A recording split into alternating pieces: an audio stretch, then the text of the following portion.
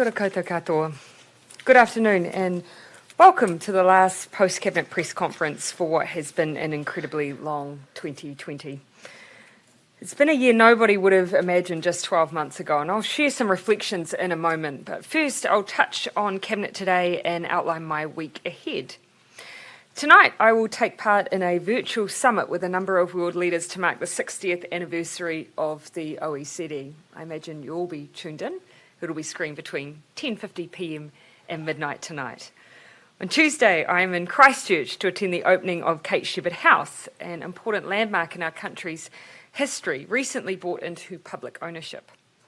On Wednesday, I'm in Wellington for final Cabinet Committee meetings, and I'll host the annual Bernardo's Christmas party at Premier House. On Thursday, I am in Auckland, where the government will provide an update on our vaccine strategy. And on Friday, I am in Auckland doing a final media round. At today's final Cabinet meeting for 2020, ministers discussed travel bubbles, specifically with the Cook Islands and Australia. And for the purposes of questions, I have Minister Hipkins with us today.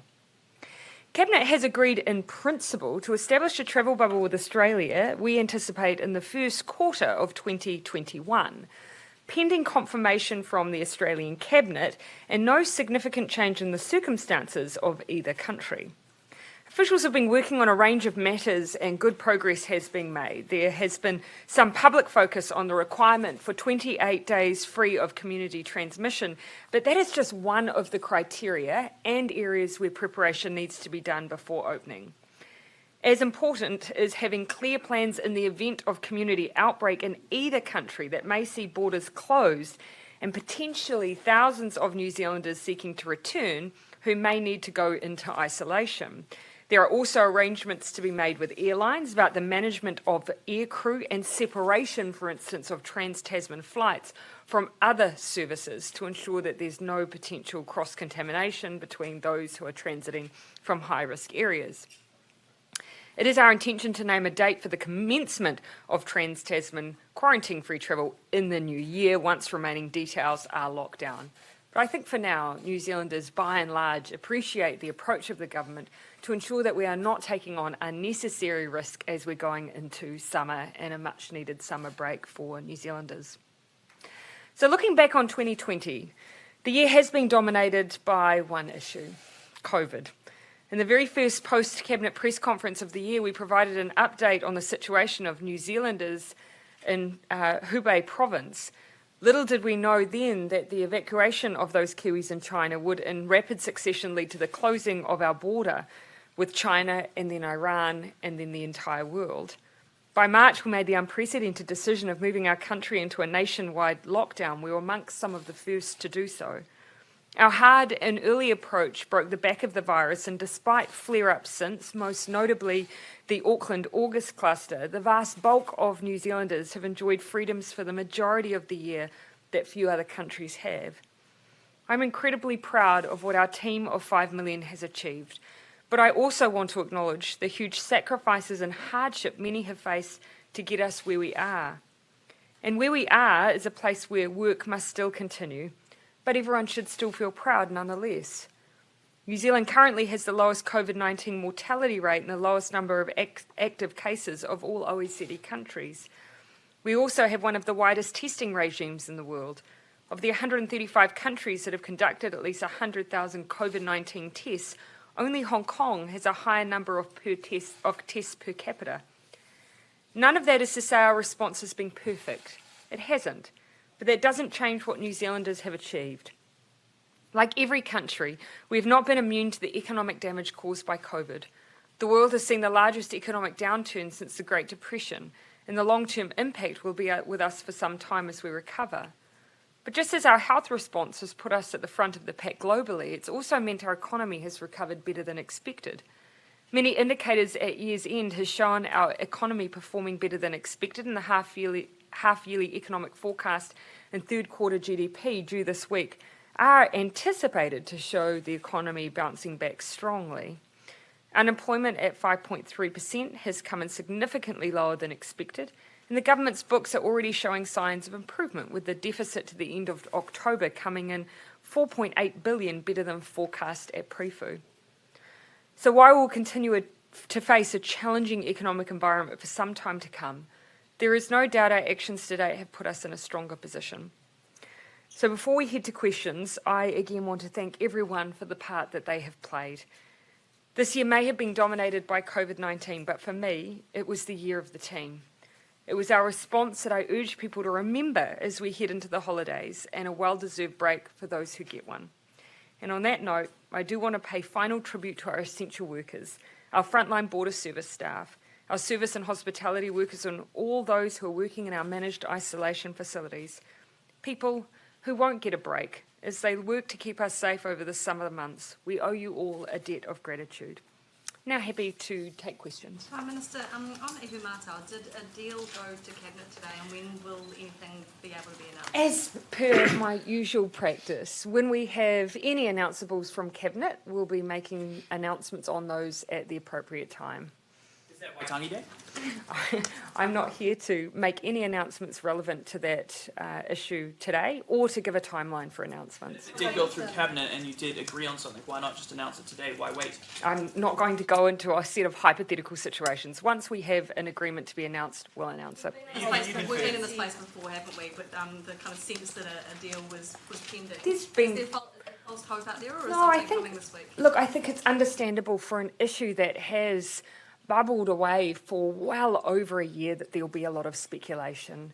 You know, our job is to make sure that, you know, when we're in a position to announce something with some finality, then that's what we'll do, but I'm not going to speculate in the meantime. But now that New Zealand First isn't in government with you, you can just get cracking with it, right? Throughout that entire year, with or without different government arrangements, it's always been our desire to find a resolution to this issue. That hasn't changed. So are you saying that Jane. Are you saying it didn't go to Cabinet today? No, I'm not giving you any confirmation of what was on the Cabinet agenda today. You'll know that it's my general preference not to do that until we have a point where we're able to make decisions on any agenda item. It's not been my practice to ever publicly talk about what's going to Cabinet unless we have proactively chosen to do so in anticipation of a specific decision. Jane? Robertson had said that they were working towards a resolution, wanted to have something before Christmas. Is that still going to be? There's a number of areas where we've looked to have resolution before Christmas, and at a time and a place when we're ready to make announcements, we will, but today's not that day. Jessica. With the trans-Tasman bubble, you mentioned before that New Zealanders need a well-deserved break. Are you saying that if it wasn't on the eve of Christmas and the Christmas holidays, we would be ready to go now? No. No, but there are other things that need to be worked through. Segregation of staff, making sure, and I'll ask the Minister to comment on this as well, making sure we have contingency in place. If there were an outbreak, for instance, in Australia, and it's not a hypothetical, there have been several, we would need to make arrangements to have potentially thousands of New Zealanders brought back to New Zealand in numbers that we wouldn't be able to facilitate necessarily in managed isolation. So making sure we have in place contingency for how that will work safely is a key part of us being able to finalise these arrangements. Minister? Yeah, look, there's obviously some logistical issues that we've got to work our way through. Tomorrow I'll be going to Auckland Airport to look exactly at how they're going to do the operational separation. Nobody wants to see travellers coming from a safe zone country mixing with travellers who are coming from somewhere else, so we'll be making sure that that's all lined up. The airlines themselves need a bit of time to prepare to make sure they've got sufficient planes and crew to fly the routes that we're talking about, so both with the trans-Tasman and with the Cook Islands. So we're working through all of those things at the moment, and then of course, as the Prime Minister's indicated, we've got to have resurgence plans in place, because if we end up with tens of thousands of New Zealanders in Australia, then we would not be able to bring them back through our managed isolation facilities, so we would have to have alternatives in place in the event we had to bring them home. What kind of alternatives are you talking about? Well, just the ability to ensure that if there is an outbreak and people have been in a high-risk area, that we're satisfied that they will be complying with a public health standard that keeps other New Zealanders safe. And so those are details that we do want to have some assurance that we have planning in place, because, as I say, it hasn't been a hypothetical. We have seen outbreaks before, and we need to have that contingency in place. We possibly have tens of thousands, 10,000 New Zealanders coming back that wouldn't be able to do it through managed isolation, so would we have mass facilities, or what are we talking Not necessarily. I mean, what we've done previously is had an expectation of people self-isolating. Now, that hasn't been our preference in the past. So this is one of the issues that we have to satisfy ourselves as a cabinet that we have contingency in place that matches the risk that would exist. If it was a sudden outbreak, your assumption would be that you would be able to manage it in that way. But these are things we don't take lightly. That was my reference to summer. You know, I think New Zealanders desperately progress these issues, including quarantine-free travel. But we haven't taken risks before that mean that New Zealanders won't be able to keep their freedoms, and I certainly don't want to take those risks right now. I'll come to you, Tova, just to say yeah. And then, did the Queensland Premier mislead Kiwis by announcing that the border was open without quarantine when it's not? Oh, look, I've taken at face value the announcement by the Queensland Premier. Keep in mind, though, we haven't changed our expectations. So I think most New Zealanders would be looking at that announcement and saying, well, fundamentally, it probably doesn't change things for me just yet because the quarantine arrangements for New Zealand are still in place. And what's the very earliest that the travel bubble could open? We've never been wanting to put specific dates prematurely before we have final decisions because people make plans, people book flights, and people may potentially have quarantine bookings that they could cancel. We don't want anyone to do that prematurely until we have certainty around when it will be open. So is the Cook, This has been Prime in the Minister, mix. is the Cook, This has been in the mix. Oh, sorry, Ben, I did say I was going to come to you. is the Cook Islands still first in the pecking order? Look, for that one-way travel, that is our expectation, recalling that we said this week we'll give some dates around that, because the Cook Islands made specific representations to say, look, we're both in agreement we need to do a bit more work around the two-way travel, but there are those on the Cook Islands who do need access to New Zealand for things like medical appointments, so we expect that will be the first thing to start.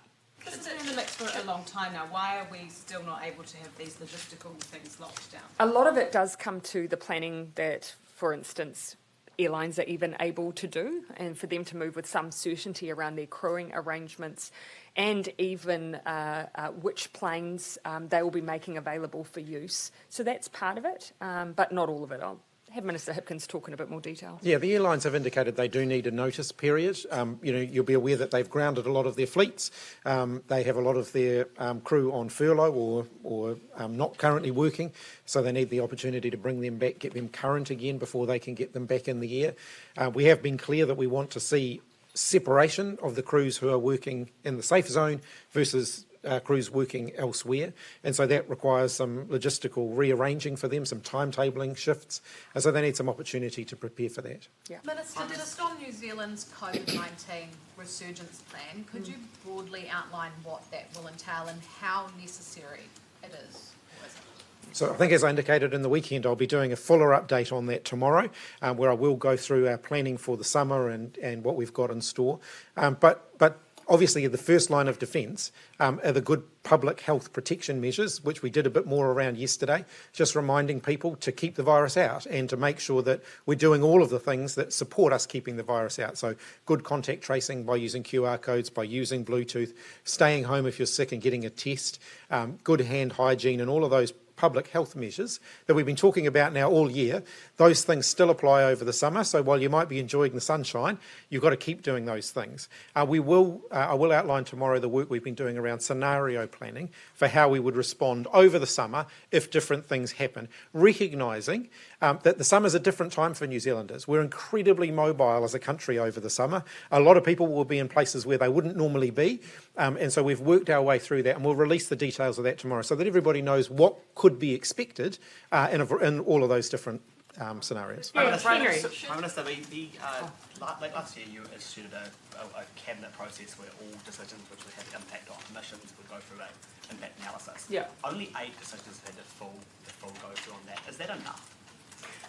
Well, look, my expectation, of course, is that as a government, given climate change is a priority for us, that we will be looking, regardless of whether or not there's that impact analysis, that we'll be looking at it with a climate-related lens, in the same way that we do for inequality. To the best of your knowledge, has that analysis ever actually changed or modified a cabinet decision? Yeah, well, of course, they're always taken in its totality. You know, when we sit there as a cabinet, we will be taking into account every aspect, including environmental impacts. That's what we do. And so it'd be a bit difficult for me to say that a decision was singularly because of one issue, but keep in mind, some issues may never come to the cabinet table because of our views on climate-related issues. But you can't point to a single decision that was made differently because of that climate impact. Oh, there'll be decisions that will never come to us because of our work on our view and perspective on climate-related issues. And of course, there'll be other decisions that we're making solely because we have to transition our economy. Those will be very obvious to you.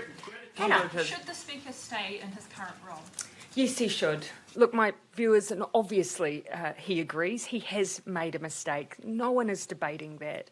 But does that change my view that he is the right person for that job? No, it doesn't. We have to acknowledge as well, the Speaker role, despite being independent of the government, is a politicised position. There'll be very few speakers who haven't had at some point an opposition party call a confidence vote or a question of confidence on them. Held the standard that you expect? Oh, he has made a mistake. No question here, and I'm not going to defend that. At the same time, he has also instigated a piece of work to try and make Parliament a place that meets our expectations for workplace safety, for bullying, for women to be safe. Those are all things that I utterly support his work around. Have you sought an explanation from him around the false accusation that he made? So what we have spoken. What particularly was important to me and also to him is that he remains answerable to Parliament. His role is on behalf of all MPs, not just leaders, not just me. So his decision that he wants to appear to a select committee on Wednesday so that he can give details and answer to the best of his ability to the whole of Parliament, I think is the right thing to do. Writing Refused it to off is answer to just- Parliament last week. He was given the opportunity to make a statement at the start of question time and he repeatedly refused to do that. Yes, well, of course, there will be things that he can and cannot do as a result of the agreements that are being signed. Of course, his view is that he can appear before Select Committee. That's the right thing to do. He's proactively booked in for himself to do that on Wednesday. Writing it off It's not for him to apologise to me. He represents and serves on behalf of all of Parliament, but he absolutely acknowledges that a mistake has been made. So I think that serves as such. to the taxpayers, of whom he wasted $333,000. Don't think there's any sense here that he is in any way defending or in any way blocking the view that he has made a mistake. It is very clear. We wouldn't be having this conversation if he hadn't. However, it is also for him to make sure he's available both to parliamentarians and therefore to taxpayers to give explanation over what has happened here. Writing it off as politicisation, but given that he did waste $333,000. I don't believe that is what I've done. I don't believe I was trivialising it. Absolutely, he himself acknowledges that he has made a mistake. Do you find the timing a bit suspicious, though, that he announces that he had defamed the person and it's cost Again, $333,000 like 2 weeks Again, after only sworn he in is speaker? privy to the timelines here. These are not things that I'm involved in or privy to. So I think those are questions that he's best able to answer in a forum like, for instance, the Select Committee process. What would the repercussions be? What would the repercussions be for one of your ministers if they wrongfully accused someone of rape and then wasted $333,000 taxpayer money? Again, I do want to draw a distinction here. A speaker does not serve as though they were a member of the government. They do need to have their ability to operate across Parliament. That does not, however, mean that the Speaker cannot and should not acknowledge when a mistake has been made. Quite clearly it has. But I do want to give him the ability on Wednesday to give his explanation for what has happened here. Your ministers, it would be a sackable offence. And I would right? deal with it with a minister at any given time. Keep in mind, however, this is not the first time a minister's legal costs have been covered. Both parties, across both sides of the House, at some point have had to call on the provisions that cover legal costs. That is, unfortunately, not a new set of circumstances. Yeah, I'll come to the front. Look. Can you just confirm on the travel bubble to the trans-Tasman? Will that mean you get on a plane at one end, you get off at the other, there's no quarantine Correct. tests, like just Correct. as per pre-COVID? Yeah? Correct. That's right. Correct. That is why we take it very, very seriously. Correct. Jason. Thunberg has had a bit of a crack at your government over its climate change record on Twitter. Is it disappointing to see somebody of her stature criticise your efforts like this? Oh, look, so whilst I haven't seen the tweet, it's been described to me as a reference to our public service carbon neutral goal of 2025. And all I would, of course, give the context there that if that was the sum ambition of any government, then that would be worthy of criticism. It is not our sum ambition, and it is not the totality of our plans on climate change. But again, I think that it's actually for us just to get on with the business of fulfilling our obligations and expectations. She should do a little bit more research before coming No, up to not at all, not at all. No, I'm not going to pass any judgment. As I say, if it was the sum total of what we were doing, it would be worthy of criticism. It's clearly not. But equally, I think it's only a good thing that there are people out there continuing to urge ambition and action. When it comes time to announce the travel bubble, will it be done immediately, border open in a couple of days, or will it signal that it'll be in a week and 2 weeks' time? My expectation is we'll give a bit of lead time because, of course, that's where we'll have to give something definitive to the airlines. Yeah. On climate, Those Prime Minister, why is it you those just out? provisions around I'll come back to you, Ben. Those provisions around ministers' legal costs being covered Yeah. were only expanded last year to That is cover the incorrect. Speaker. Is it that dodgy timing? No, that is incorrect, and I really welcome the opportunity to explain this. So, it's provisions like that have always existed for ministers. Of course, there is a question over how a speaker is defined. That decision was ultimately made by the Deputy Speaker at the time because, of course, it wouldn't be appropriate for Trevor Mallard to decide that himself. So that decision was made by Anne Tolley on the advice of the Solicitor General. What's been conflated by the opposition is an entirely separate decision over how MPs should be treated. That was triggered by some legislative changes. That decision was taken by, I believe, the Business Committee, of which the opposition were a part of, where the Business Committee determined that MPs should be treated in that way. So quite different issues. The Speaker issue was dealt with separately.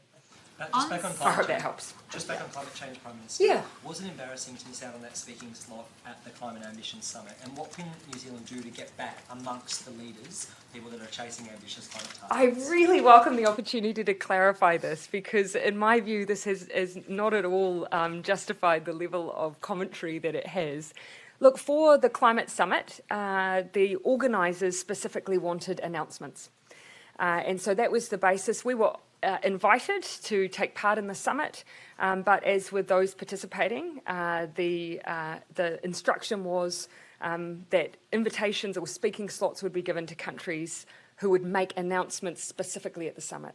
We expressed two views. One, that we prefer to make our significant announcements to a domestic audience. It's been something that actually there's been criticism before around anything that even looks remotely like an announcement on an international platform before a domestic one. So that's been our preference. These are issues that are significant to us and that should take priority. The second issue for us also was, of course, many of the things that we're doing work on now, particularly through our Climate Commission, we're expecting early in the new year. And so the alignment for us around substantive new work that we're doing is not 8 weeks after our election, but a little bit further down the track. So a range of, we've already highlighted, of course, we're reviewing our NCDs at the moment. We've got our first budgets coming through, the Climate Commission's opinion on our biogenic methane targets. So all of that's coming in the new year. What, again, I would highlight, you can see from the Climate Summit that actually countries in various different positions, some not necessarily as ambitious as New Zealand, have been part of that because, of course, they were extending their ambition. So it wasn't a relative judgment as to who was the most ambitious, it was whether you had announceables. So that's a bit of background for you. Did Adrian deliver a sort of rebuke to your suggestion of including house prices in the monetary policy arena? No, not that I wouldn't read it as such, no. He distanced himself from your suggestion, though, and said that he didn't think that was a good idea of following your Look, of course, advice. We asked for a view because we wanted just that, a view. I don't interpret any response as being a rebuke. These are exactly the issues that between both monetary policy and fiscal policy we should be debating. Do you think you'll go ahead and do what you suggested in the first letter to Adrian Orr, and now that he says that he doesn't think it's a good idea? I'm going to leave any final decisions in that regard to the Minister of Finance. On Southern wanted debt to Yeah, income Janae. ratios as a tool. Is the government happy to give the Reserve Bank that tool? Again, we're doing a range of work at the moment and have asked Treasury in particular, MHUD, to prepare a range of advice around both demand and supply side. I'd rather us complete that work before making any further announcements. Jessica. On Southern Response, those top-up payments, Yeah. is that throwing in the towel and giving up on the legal fight? No. No, it's an acknowledgement of what people have gone through and what needs to be resolved. And you recall that, you know, at the time, we very much even acknowledged the work that the Dodds had done to lead the charge on an issue that would give further clarity to the Crown on what was needed next. What's the estimated cost for taxpayers? Look, it's not something I could provide you now, but obviously we have had Treasury, as I recall, do some estimates on that. But what we need to keep in mind here, it's about fairness and whether or not those individuals have been treated fairly. And that's what needs to be resolved after many, many years of heartache. And at potentially, down the track, great legal expense. It makes sense for us from a fairness perspective, but also a cost perspective, to resolve the issue. What does this mean for your legal battle then? Oh, well, I don't know if I would call it our legal battle. You know, ultimately, there are a range of issues in Christchurch that we have inherited and have tried to resolve. We were very open that in pursuing the case with the Dodds, and they understood why we were doing it. We just needed to get some parameters to understand fully what the court understood of the ruling in order to then make a judgment on how to finalise things with everybody else that was involved. Just on the travel bubble with Australia, if we wait until after the summer break and then giving people plenty of lead time, that's necessarily going to put it in the sort of very latter part of the first quarter, isn't it? I'm not going to give any timeframes here and now. We've said the first quarter, but you know, as I've said, you know, the constraints we're working to aren't just around preparation, it's literally what is viable for the airlines as well. Keeping in mind, a key thing for us, and we'll see from the weekend, we want to make sure that the staff that are crewing flights are essentially part of the safe zone as well. We don't want to take risks with crew who are exposed on different legs that are higher risk being part of safe zone, and that actually is quite a logistical challenge. Just looking further, like later into the year, can you see giving exemptions to people that have had vaccinations? We're going to talk about this in a little bit more detail later on in the week, but one thing that I have just acknowledged is that it's fair to make the assumption that a vaccine means that you both won't become ill from COVID, but also make an assumption you won't pass it on. Actually, when it comes to transmission, we don't know yet whether the vaccines will be effective in stopping transmission. Data over time will tell us, and it may well be, but it's a bit premature for us to make judgments around that, unfortunately, at this stage. On housing settings, Yeah. A few weeks ago there was an announcement there would be a review on housing settings come to the Cabinet before the end of the year. Has Cabinet looked at that review, and are you expecting to say anything before the summer break? Rather than get into some of the specifics on decision-making timelines, our expectation has always been that we wouldn't be saying anything to indicate the outcome of that work until the new year. Minister, just on back to Ihumato, sorry. You said that you've been in a close working relationship with Waikato Tainui. Has anything come about of those conversations? Yeah, we have consistently worked with Kingitanga. They've played an incredible role in bringing together mana whenua to try and progress a solution that meets their needs. That work continues. But I have equally leaned very heavily on the advice of Kingitanga on everything, including, for instance, when would be appropriate eventually in the future to visit. And do you think that could potentially, a potential deal on Ihumato could open up a can of worms for other blocks of land that have been confiscated by the Crown? We've been very specific that one of the criteria for any resolution at Ihumato has to be that it doesn't undermine the treaty process. And that's been one of the fundamentals for us as the Crown. We just can't do that. It would be an act of bad faith for all other iwi and treaty partners. What about when you might advice visit? that Kingitanga give you about Jessica, then Jane. Have you thought about when you might visit? As I say, you know, to date, I have taken the advice of the King around what would be most appropriate in terms of a visit, and I'll continue to do so. So no, I have no set date. My focus, actually, rather than a visit, has been resolution, and I do think that's been the priority. Jane? What advice did King Tao or King THT give you? All I'd say is that I've been following that advice to date. So do you expect the last post-cab of next year, life will basically be back to normal, that people will be vaccinated and people will be travelling around the world, or is that wildly optimistic? Do you know, things have moved so rapidly. If you had asked me 6 months ago what would be possible in 2021, I think there'd be very few who would have predicted the progress that has been made on vaccinations today. It is nothing less than remarkable.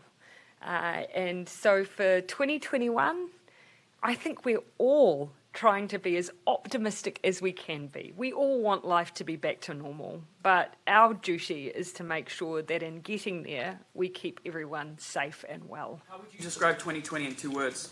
I'll give you one. Horrendous. You won a 64-seat majority. Oh, yeah. You know, even I am not so selfish as to say that even that overrides what everyone has experienced. Yep. Prime Minister, on cricket, the New Zealand's That was an appalling segue. On cricket, yes. New Zealand's win today means your men's Test cricketers are the #1 ranked side in the world. Do you have a message of congratulations to them? And is it nice for New Zealand to be best in the world at something?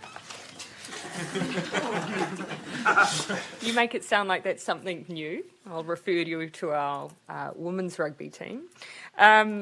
Look, I think everyone celebrates with extra enthusiasm, anything that distracts us from 2020. And I know it's been particularly hard in this environment for, our elite sports people to be able to, be at the top of their game when so much of their training and their usual calendar has been so disrupted. So it just adds that little bit of extra excitement. Okay, last couple of questions. Would you be open to putting Labour's support behind the call for a select committee inquiry into out-of-control infrastructure price inflation, given you've greenlit so many infrastructure projects? Oh, I think probably 2 things I would say. Obviously, we've tasked the Deputy Prime Minister to working on all things implementation related. So I think he's well placed, if any work is to be done directly with Treasury, to do anything in that field. Secondly, we have already identified very specifically concerns around the cost of building in New Zealand.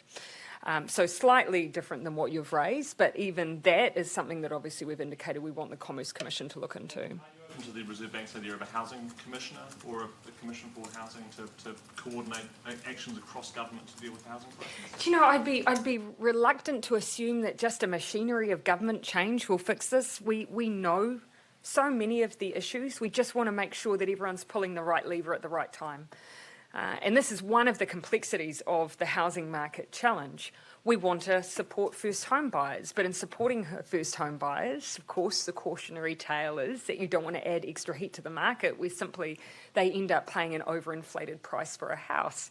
We want to make sure that there's additional supply side, but how do you do that without incentivising the people who may already be significant investors in the market from being potentially incentivised over first home buyers?